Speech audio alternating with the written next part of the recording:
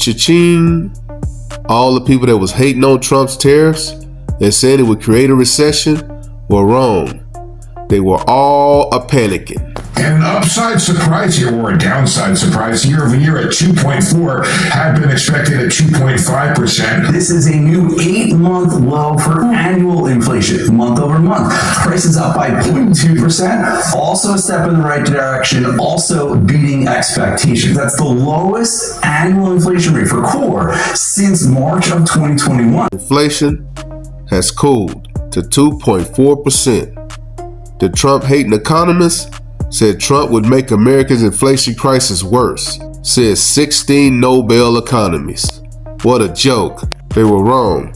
Wages are up, especially for construction and manufacturing. Trump is so happy, he might be thinking of moving. Maybe I'll move here with our great movie star. I'll move here with our first lady. We'll move to Fort Bragg. Would you like that, darling? She loves you. It's a possibility. Actually, it's not a bad idea. Because the Democrat Party is trying to win the election in 2028, they're not going to give Donald Trump any credit. But Gavin Newsom, he's in Germany talking about the environment. Kind of sounding like Al Gore. Man, these people don't have anything to run on. Donald Trump is doubling down on stupid. I mean, people are burning up, choking up, heating up. We have simultaneous droughts and floods. Historic wildfires. You know maybe little about California. You've seen those images of these wildfires. Gavin, you do realize you're in Europe. Those people don't give a damn about windmills. Windmills damn near tank their economy. They want to know about NATO. They want to know about trade. They want to know about policies. They could give a damn about windmills. And what about California, specifically the Palisades? Climate change didn't start those fires. A Biden donor did, but Newsom is saying just wait. Donald Trump is temporary. He'll be gone in 3 years, and you'll be calling me daddy. Donald Trump is temporary. He'll be gone in 3 years. California is a stable and reliable partner in this space. And it's important for folks to understand the temporary nature of this current administration in relationship to the issue of climate change. While Gavin Newsom was talking about climate change, AOC was talking in the complete opposite direction. But it did get off to a good start. Take a listen. We are in a new day and in a new time.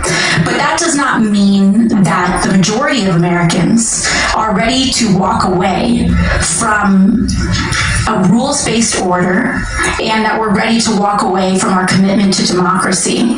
I think what we identify is that in a rules-based order, hypocrisy is vulnerability. And so I think what we are seeking is a return to a rules-based order that eliminates the hypocrisies around when too often in the West we look the other way for inconvenient populations to act out these paradoxes. What the hell did she just say? She kind of sounded like Kamala Harris, but without the laughing. And after not saying nothing for over 2 minutes, AOC decided to freeze up. Embarrassing. And should the U.S. actually commit U.S. troops to defend Taiwan if China were to move? I think that this is such a, I think that this is this is of course a very long-standing policy of the United States. And I think what we are hoping for is that we want to make sure we never get to that point. But AOC, she eventually thawed out. And she started talking about what she knows best. Trump hating. So predictable. And now I think we are moving in this direction of increased recognition that we have to have a working class centered politics if we are going to succeed, and also if we are going to stave off the scourges of authoritarianism. And this is the Democrat ticket in 2028. Gavin Newsom and AOC, one running on climate change and the other one running on hating on Trump. Then that's Kamala Harris Don't forget about her. She might try to run again in 2028. And she went to her favorite spot, the bar, and tried to get liquored up.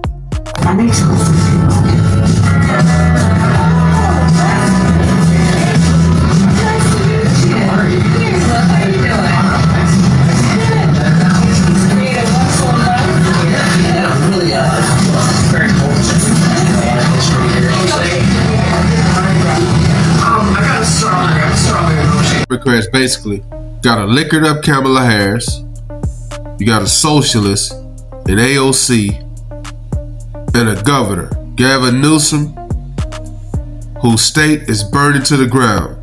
But they might have a new candidate, Stephen A. Smith. This big mouth from New York giving strong consideration to being on that debate stage for 2027.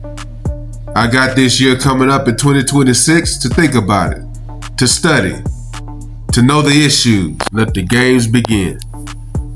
Basically, the Democrat Party does not have really no true candidate to run for president in 2028, at least not one that will be able to beat J.D. Vance and Rubio.